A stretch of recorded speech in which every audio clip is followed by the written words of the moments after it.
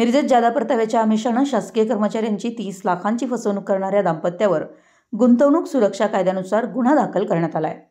नितीन कल्लप्पा येडुरे व अक्षता नितीन येडुरे दोघेही राहणार बुधवार पेठ मिरज यांनी त्यांच्या सान्वी इन्व्हेस्टमेंट सिक्युरिटी LLP या फर्मच्या माध्यमातून शेअर मार्केटमध्ये गुंतवणूक केल्यास 4% दराने अधिक पैसे देण्याचा आमिष दाखवून जावेद हरून शेख वय 38 राहणार सांगली या पाटबंधारे कर्मचाऱ्याची 30 लाखाची फसवणूक केल्याप्रकरणी जावेद शेख यांनी मिरज शहर पोलिसात फिर्याद दिली आहे।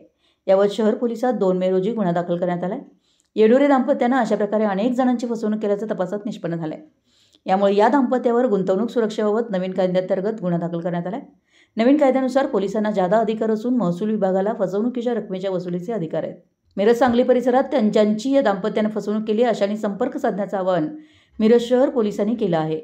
सहाय्यक पोलीस निरीक्षक भैरवनाथ पाटील पुढील तपास करीत आहेत। मराठी एस न्यूजसाठी मिरजहून इम्रान मुल्ला।